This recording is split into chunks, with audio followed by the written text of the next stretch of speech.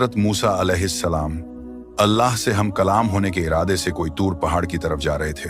रास्ते में एक औरत मिली जो बेपनाह रो रही थी। हजरत मूसा ने पूछा, बहन क्यों रो रही हो? औरत ने कहा, मैं बेऔलाद हूं। गांव की सब औरतें मुझे बांझ कहती हैं। आप अल्लाह से पूछकर बताइए, क्या मेरी तकदीर में कोई औलाद नहीं है? हजरत मूसा तूर पहाड़ पर गए और अल्लाह से अर्ज किया, ऐ मेरे रब, एक औरत है जो बेऔलाद है, बहुत परेशान है, क्या उसके नसीब में कोई औलाद नहीं है? अल्लाह ने निदा दी, नहीं मूसा, इस औरत के नसीब में कोई औलाद नहीं है। हजरत मूसा ने जाकर सच सच उस औरत को बता दिया। यह सुनकर वह औरत और भी ज्यादा रोने लगी, मगर अल्लाह से उम्मीद नहीं छोड़ी। एक दिन एक फकीर आया, भूखा था, जिस्म कमजोर था। फकीर ने सदा लगाई, मैं भूखा हूं, कुछ खाने को दे दो। औरत ने अपने हाथों से 4 रोटियां उस फकीर को दी। फकीर बहुत खुश हुआ। फकीर ने मुस्कुराकर बोला, जितनी रोटियां दी हैं उतने बेटे अल्लाह तुम्हें देगा।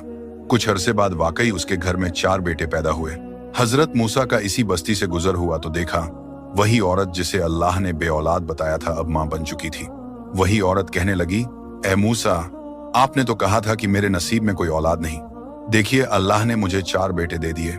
हजरत मूसा हैरत में पड़ गए। फिर अल्लाह से पूछा, या अल्लाह, आपने तो फरमाया था कि इस औरत के नसीब में कोई औलाद नहीं है, फिर ये क्या मजरा है?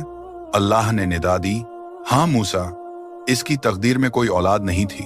फिर अल्लाह ने हजरत मूसा को एक छुरी और प्लेट दी और फरमाया, मूसा, इस प्लेट में किसी इंसान का गोश्त ले आओ, फिर मैं तुम्हारे सवाल का जवाब दूंगा। मूसा ने बस्ती के सब लोगों से कहा, लेकिन कोई भी अपना गोश्त देने को तैयार नहीं हुआ। तभी वही फकीर सामने आया। कहा, लेकिन कोई भी अपना गोश्त देने को तैयार नहीं हुआ। तभी वही फकीर सामने आया। उसने पूछा, ए मूसा, क्यों परेशान हो? हजरत मूसा ने उस फकीर से कहा, अल्लाह ने इंसान का गोश्त मांगा है। फकीर ने कहा, किस जगह का?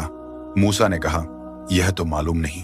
फकीर ने बिना सोचे समझे छुरी उठाई और अपने जिस्म का गोश्त काटकर उस प्लेट को भर दिया। हजरत मूसा वह प्लेट लेकर तूर पहाड़ पर गए तो अल्लाह की तरफ से निदा आई, ए मूसा, तुम भी तो इंसान हो, तुम्हें बस्ती में जाने की क्या जरूरत थी?